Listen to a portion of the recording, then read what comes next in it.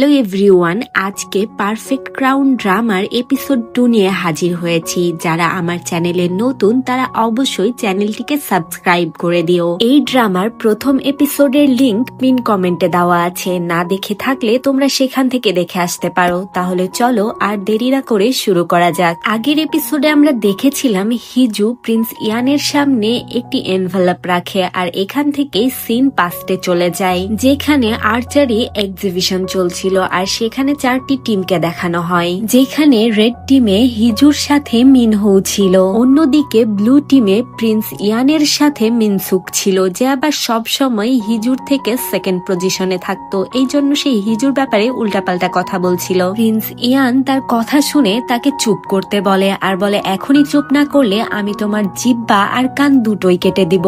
এরপর আর্চারি প্রতিযোগিতা শুরু হয়, সেখানে যে যার মতো নিজেদের বেস্টটা দেওয়ার ট্রাই করে। এখানে প্রিন্স ইয়ানের বাবাও ছিল, অর্থাৎ আগের রাজা, আর তার পাশে এই ইউনিভার্সিটির প্রিন্সিপাল বসেছিল। প্রিন্সিপাল এখানে বলে আমি ব্লু টিমকে সাপোর্ট করছি, আমার মনে হয় ব্লু টিমই জিতবে। তখন রাজা বলে যতক্ষণ না খেলা শেষ হচ্ছে ততক্ষণ আমরা ডিসাইড করতে পারি না যে কোন টিম জিতবে। এরপর আমাদের ফাইনাল রাউন্ডের দৃশ্য দেখানো হয়, যেখানে হিজু তীর মারার পর রেড টিমের পয়েন্ট হয় মোট 110, অন্যদিকে ব্লু টিমের পয়েন্ট ছিল 102, অর্থাৎ তাদের জিতার জন্য আর 8 পয়েন্ট দরকার। এরপর প্রিন্স ইয়ান ব্লু টিমের হয়ে নিজের তীর সেট করে নেয়, আর সেখান থেকে কাহিনী আবার প্রেজেন্টে চলে আসে। এখানে হিজু প্রিন্স ইয়ানকে বলে চলো আমরা বিয়ে করে নিই। এইটা শুনে প্রিন্স ইয়ান তার নিজের পাখা বের করে কিছুক্ষণ তার দিকে তাকিয়ে থাকে। এরপর বলে আচ্ছা বলো তোমার শর্ত কি। এটা শুনে হিজু বলে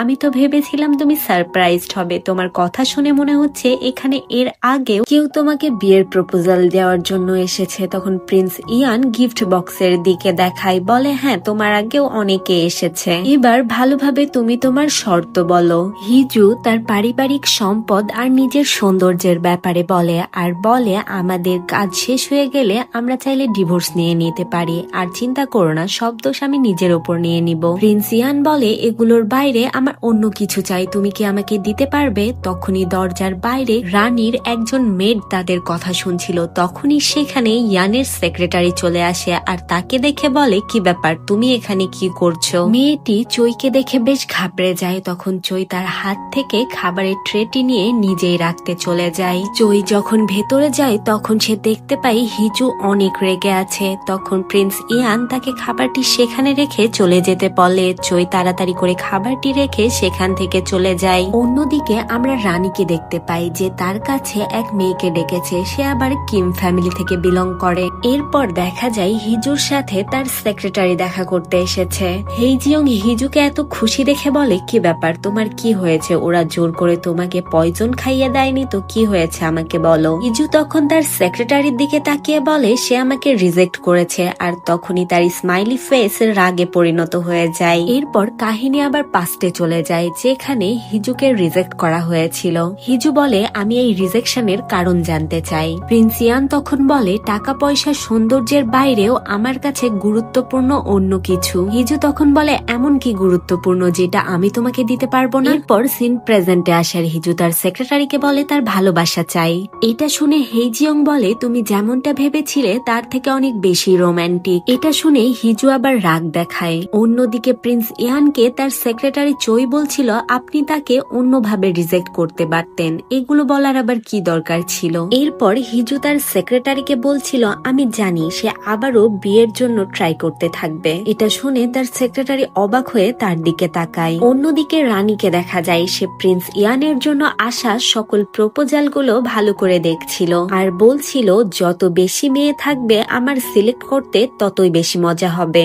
এরপর রানী হিজুর ছবি দেখে বলে আমি এই মেয়েটার সাথে দেখা করতে চাই। অন্যদিকে হিজু তার পিয়ার ম্যানেজারকে ডাকে আর তার বিয়ের ব্যাপারে জানায় এবং প্রিন্স ইয়ানের ব্যাপারে সকল তথ্য আনতে বলে। তখন পিয়ার ম্যানেজারও তার সকল লিঙ্ক আপ কাজে লাগিয়ে ইয়ানের ব্যাপারে সকল ইনফরমেশন বের করে নেয়। এরপর দেখা যায় সে সকল ইনফরমেশন একটি পেন ড্রাইভের মধ্যে রেখেছে এবং সেইটি হিজুর সেক্রেটারির হাতে দেয়, আর বলে আরো ডিটেলসে সে সকল তথ্য রেখেছে যে এখন সে কোথায় ঘুরতে যায়, কোথায় থাকে। অন্যদিকে প্রিন্স ইয়ানকে দেখানো হয় সে তখন ঘোড়সাওয়ারি করছিল, আর সেখানে সেখানে হিজু চলে আসে। হিজু প্রিন্স ইয়ানকে বলে, আমি তোমাকে অনেক মিস করেছি, যদিও 2 দিন আগেই তোমার সাথে দেখা হয়েছিল, তারপরেও তোমাকে মিস করেছি।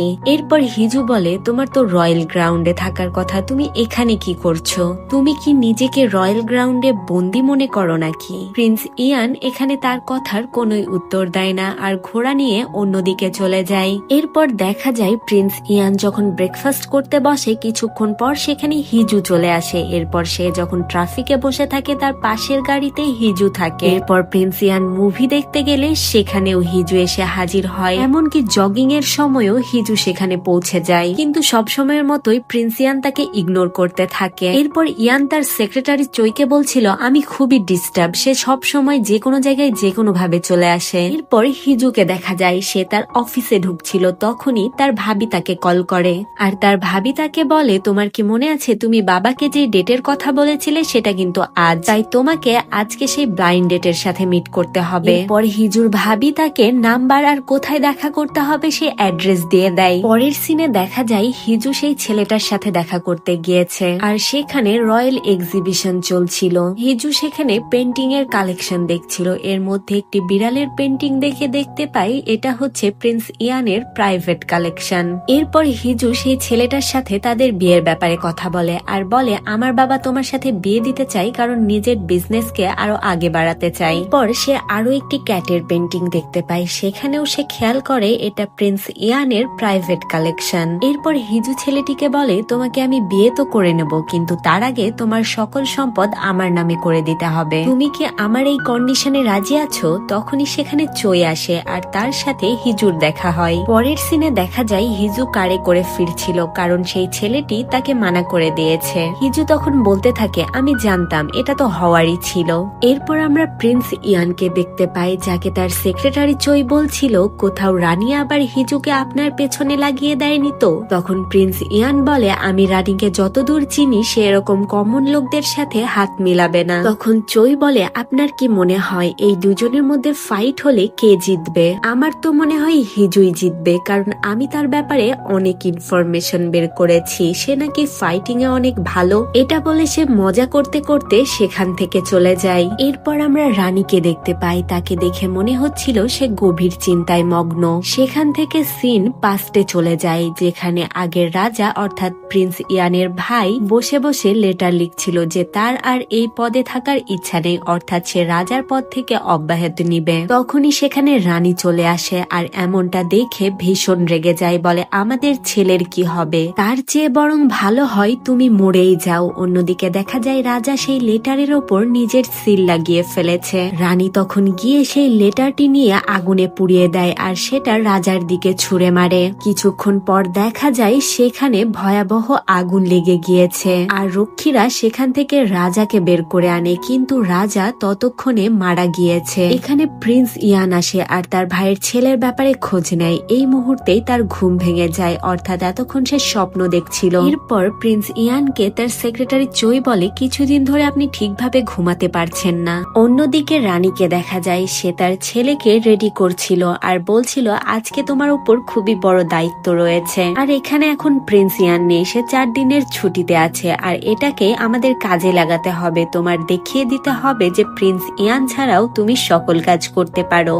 অন্যদিকে দেখা যায় প্রিন্স ইয়ান তার নেফিউকে নিয়ে অনেক চিন্তা করছিল। তখন চই বলে, আপনারা তো চিন্তা করার কারণ কি? আপনিই তো তার আঙ্কেল। তখন প্রিন্স ইয়ান বলে, আমি যতই তার আঙ্কেল হই সে তো ছোট একটা বাচ্চা। তখন সেক্রেটারি চই বলে, এত চিন্তা করা বাদ দিয়ে আপনার সেখানে যাওয়া উচিত। এখান থেকে সিন কাট হয়ে হিজুকে দেখানো হয় যে কোনো অ্যাওয়ার্ড সেরিমনিতে যাওয়ার জন্য রেডি হচ্ছিল। এরপর দেখা যায় সে সেখানে তার সেক্রেটারির সাথে পৌঁছে গিয়েছে। আবার সেখানে আমরা ছোট কিংকেও দেখতে পাই যে অনেক ভয়ে ছিল আর আশেপাশে তার বডিগার্ড ছিল। তখনই সেখানে প্রিন্স ইয়ান চলে আসে আর প্রিন্স ইয়ানকে এক লোক গিয়ে আটকায়। এই লোকটি আবার রানীর খাস লোক ছিল। তখন প্রিন্স ইয়ান বলে, তোমার কিভাবে সাহস হলো আমাকে আটকানোর? তারপর সে রাস্তা থেকে সরে যায়। এরপর ফ্ল্যাশব্যাকে দেখানো হয় যেখানে ছোট কিং তার আঙ্কেল অর্থাৎ প্রিন্স ইয়ানকে কল করে ডেকেছিল যে তার অনেক ভয় করছে আর সেই জন্যই প্রিন্স ইয়ান ইয়ান এখানে এসেছে। এরপর সিন প্রেজেন্টে আসে আর প্রিন্স ইয়ান ছোট কিংকে বলছিল আমি এখন চলে এসেছি। এরপর দেখা যায় তারা দুইজন মিলেই সেই হলের দিকে যায়, কিন্তু এখানে ক্যামেরার অনেক বেশি ফ্ল্যাশ লাইটে ছোট কিং ভয় পাচ্ছিল। তখন প্রিন্স ইয়ান তার হাতটা বাড়িয়ে দিয়ে তাকে ধরে আর স্টেজের দিকে নিয়ে যায়। আমরা দেখতে পাই সেখানে হিজু ছিল আর সে প্রিন্সকে দেখে স্মাইল করতে থাকে। এরপর অ্যাওয়ার্ড সেরেমনির অনুষ্ঠান শুরু হয়ে যায়। ছোট কিং একে একে সবাইকে অ্যাওয়ার্ড দিচ্ছিল। এরপর বলা হয় বেস্ট এন্টারপ্রেনারের অ্যাওয়ার্ড পাচ্ছে হিজু।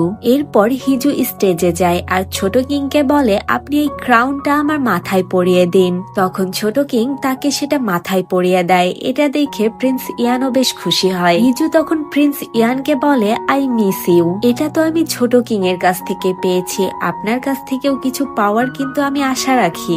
এরপর তারা একসাথে ফটো ওঠানো শুরু করে। অন্যদিকে হিজু নিজেও একা একা সেলফি ওঠাচ্ছিল আর সেটা সোশ্যাল মিডিয়ায় আপলোডও করে দেয়। এরপর আমরা মিনকে দেখতে পাই, সে তার নিজের অফিসে কাজ করছিল। তখনই সেখানে তার সেক্রেটারি আসে আর ইকোনমিক ইভেন্ট ভালোভাবে হচ্ছে সেই ব্যাপারে বলে আর অনলাইনের কিছু নিউজ পোর্টাল দেখায়। সেগুলো দেখতে দেখতে সে সেখানে হিজুর ছবি দেখতে পায়, অর্থাৎ হিজুর এখানে অ্যাওয়ার্ড মিলেছে এটা সে বুঝতে পারে। তখন মিনার দেরি না করে কোথাও একটা বেরিয়ে পড়ে। অন্যদিকে ছোট কিংকে দেখানো হয় যে এখন অ্যাওয়ার্ড সেরেমনি শেষ করে একাই বাসায় ফিরছিল। এদিকে প্রিন্স ইয়ানের আবার মাইগ্রেনের ব্যথা শুরু হয়ে যায়। এটা দেখে সেক্রেটারি চই বেশ চিন্তিত হয়ে পড়ে। অন্যদিকে হিজু আর তার সেক্রেটারি একসাথে হোটেলে ফিরছিল, তাকে অনেক বেশি খুশি দেখাচ্ছিল। তখনই সেখানে মিন চলে আসে আর তাকে নিয়ে খাবারের উদ্দেশ্যে একটি রেস্টুরেন্টে যায়। রেস্টুরেন্টে গিয়েও হিজু সেই ক্রাউনটি পরেছিল। এটা দেখে মিন বলে কেমন ইম্বারেসিং লাগছে, তুমি ক্রাউনটি খুলে ফেলো। হিজু তখন বলে কেন, আমাকে কি কিউট লাগছে না? এটা বলে সে তার দিকে তাকায়। এরপর মাথা থেকে ক্রাউনটি খুলে সেই ফ্লাওয়ার গুলো দেখতে থাকে। মিন তখন বলে তুমি একটুও চেঞ্জ হওনি, এর আগে যখন আমরা ইউনিভার্সিটিতে ছিলাম তখনও তুমি অ্যাওয়ার্ডে ফ্লাওয়ার পেলে এভাবেই রেখে দিতে। এরপর সিন পাস্টে চলে যায় যেখানে মিন তীরন্দাজ প্র্যাকটিস করছিল, কিন্তু সে ভালোভাবে পারছিল না। তখন হিজু তাকে নিয়ে মজা করতে থাকে আর বলে এই টিমের ক্যাপ্টেন তোমাকে কে বানিয়েছে? এটা বলে হিজু তাকে প্র্যাকটিসে সাহায্য করে। তখন তারা দুজন অনেক ক্লোজে চলে আসে আর মিন তাকেই দেখতে থাকে। এরপর সিন প্রেজেন্টে আসে আর আগের ব্যাপার নিয়ে তার সাথে মজা করতে থাকে। অন্যদিকে সেক্রেটারি চই ফার্মেসিতে মেডিসিন নেওয়ার জন্য আসে আর মেডিসিন নিয়ে সে সরাসরি প্রিন্স ইয়ানের কাছে চলে যায়। সে হোটেল রুমে ছিল আর সেক্রেটারি চই তাকে হসপিটালে ডক্টর দেখানোর কথা বলে। তখন প্রিন্স ইয়ান বলে আমি এরকমটা করলে আমার রিউমার ছড়িয়ে পড়বে। অন্যদিকে দেখা যায় সেই একই হোটেলে হিজু ছিল আর তার সাথে সেক্রেটারি চোয়ের দেখা হয়ে যায়। পরের সিনে দেখা যায় প্রিন্স ইয়ানের চিকিৎসার জন্য একটি ডক্টর আনা হয়েছে। ডক্টর বলে এখন তার অবস্থা আগের চেয়ে অনেক বেটার। এরপর ডক্টর যাওয়ার সময় হিজু ডক্টরকে থামায়, কারণ এটা হিজুরই পরিচিত ডক্টর ছিল। হিজু বলে বাইরে গিয়ে আপনি বলবেন আপনি আমার চেকআপের জন্য এসেছিলেন। ডক্টর তখন বুঝে যায় এটা আসলে সিক্রেট রাখতে বলা হচ্ছে। অন্যদিকে দেখা যায় রানী ছোট রাজার ওপর অনেক রাগ করেছিল, কারণ সে কেন তার আঙ্কেলকে ফোন করে ডেকেছে। প্রিন্স ইয়ানকে ডাকার ফলে রানীর সকল প্ল্যান ভেস্তে গিয়েছে। তখন রানীর সেক্রেটারি রানীকে বলে কারণ সে এখনো ছোট বাচ্চা। রানী তখন বলে সে বাচ্চা হলে তার ক্যামেরাতে কিসের ভয়, আমি স্পষ্টভাবে তার মধ্যে তার বাবার প্রতিচ্ছবি দেখতে পাচ্ছি আর আমার ভয়টা সেই জায়গাতেই। এরপর দেখা যায় হিজু স্যান্ডউইচ নিয়ে চোয়ের কাছে এসেছে আর তারা একসাথে বসে কথা বলতে থাকে। চই বলে স্যান্ডউইচ আমার অনেক পছন্দের। তখন হিজু বলে প্রিন্স ইয়ান কেন প্যালেসে ফিরে যাচ্ছে না, সে হোটেলে কেন আছে? সেক্রেটারি চই বলে এখন যদি সে প্যালেসে যায় তাহলে সবাই তাকে ঘিরে ধরে রাখবে, যেটা তার একদমই পছন্দ না। এমনকি সকল মিডিয়াও সেখানে চলে আসবে আর তার ব্যাপারে রিউমার ছড়াবে।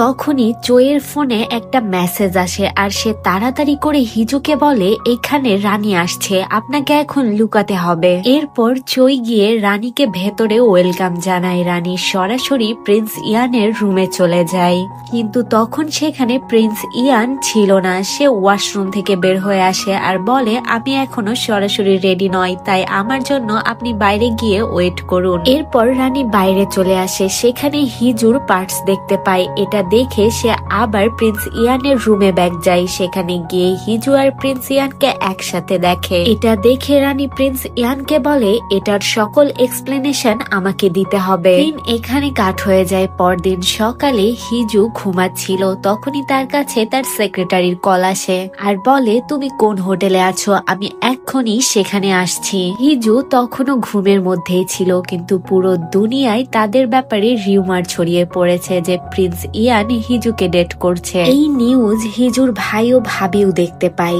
অন্যদিকে হিজু সেই নিউজটি দেখে বরং খুশি হয়, সেই ব্যাপারটিকে সিরিয়াসলি নেয় না। অন্যদিকে তার সেক্রেটারি দেখায় যে নিউজে তাকে নিয়ে কি লেখা হয়েছে। মিডিয়ার লোকেরা প্রিন্স ইয়ানের রুমে যাওয়ার সময় এবং ব্যাক করার সময়ের ছবি তুলে রেখেছে, এমনকি তারা ডক্টরের সাথেও কথা বলেছে। তারা তো সবাই ধরেই নিয়েছে হিজু প্রেগনেন্ট। এটা শুনে হিজু আরো খুশি হয়ে যায় আর হাসতে শুরু করে। অন্যদিকে রানীকে দেখা যায়, আসলে এই সকল রিউমার্স রানী ছড়িয়েছিল। রানী বলে আমিও দেখতে চাই প্রিন্স ইয়ান এবার এই রিউমার্স কিভাবে হ্যান্ডেল করে। অন্যদিকে হেইজিয়ং ভীষণভাবে হিজুর ওপর রাগ করছিল, কিন্তু হিজুর তাদের কিছুই যায় আসছিল না। এরপর মিনকে দেখানো হয় যে তখন রয়্যাল প্যালেসের দিকে যাচ্ছিল। অন্যদিকে প্রিন্স ইয়ানো তার সেক্রেটারি চইকে গাড়ি নিয়ে প্যালেসের দিকে যেতে বলে আর হিজুর সাথে তার মিটিং ফিক্সড করে। এরপর দেখা যায় হিজু আর তার সেক্রেটারি প্যালেসের দিকে এসেছে। তখন চই তাদেরকে থামিয়ে বলে ভেতরে শুধুমাত্র হিজুই যেতে পারবে, কারণ এটা একটি সিক্রেট মিটিং। এরপর হিজু ভেতরে যায়। সেখানে গিয়ে সে প্রিন্স ইয়ানকে আবারও মিস ইউ বলতে থাকে। তখন প্রিন্স ইয়ান হিজুর কাছে ক্ষমা চায় আর বলে আমার কারণেই তুমি এই স্ক্যান্ডেলে ফেসে গিয়েছো, এখন তুমি কি চাও বলো। হিজু তখন সেই রেড এনভেলপটা খোলে আর তার মধ্যে কিছু ফ্লাওয়ার্স দেখায় আর বলে এগুলো ফ্লাওয়ার অফ অনার্স, যেগুলো আমি তোমাকে হারিয়ে পেয়েছিলাম। এরপর সিন আবার পাস্টে চলে যায়, যেখানে দেখা যায় প্রিন্স ইয়ান তার ধনুকটি ইচ্ছা করেই একটু বাঁকিয়ে মারে, যার ফলে তার টিম 0.7 পায় আর এখানে হিজুর টিম জিতে যায়। কিন্তু এখানে হিজু ভালোভাবেই বুঝতে পারে প্রিন্স ইয়ান তাকে ইচ্ছাকৃতভাবে জিতিয়ে দিয়েছে। এরপর সিন আবার প্রেজেন্টে শিফট হয়। সেখানে হিজু বলে আমি এমন একটি মানুষের কাছে হেরে গিয়েছি যাকে কিনা আমি হারাতে পারতাম। এরপর হিজু বলে আমি শুধুমাত্র এই জন্যই বিয়ে করতে চাই যেন আমি নোবেলের টাইটেল পাই, কারণ সারা জীবন আমি ভালো মতো সম্মান পাইনি। প্রিন্স ইয়ান তখন বলে শুধুমাত্র টাইটেলের জন্যই তুমি বিয়ে করতে চাও। এরপর কিছুক্ষণ সে চুপ করে থাকে। এরপর প্রিন্স ইয়ান হিজুর দিকে তাকায় আর বলে তাহলে রেডি হয়ে যাও প্রিন্সের ওয়াইফ হওয়ার জন্য, কিন্তু একটা কথা মনে রেখো পুরো দুনিয়া তোমার বিপক্ষে চলে যাবে। কিন্তু হিজু এখানে ভীষণ খুশি হয়ে যায় আর এরই মাধ্যমে আজকের এপিসোডটি শেষ হয়ে যায়। আজকের এপিসোড কেমন লাগলো? যদি ভালো লাগে তাহলে প্লিজ আমার চ্যানেলটিকে সাবস্ক্রাইব করে দিও। পরের এপিসোড সামনে সপ্তাহে আসবে। দেখা হবে পরের এপিসোডে। Thanks for watching.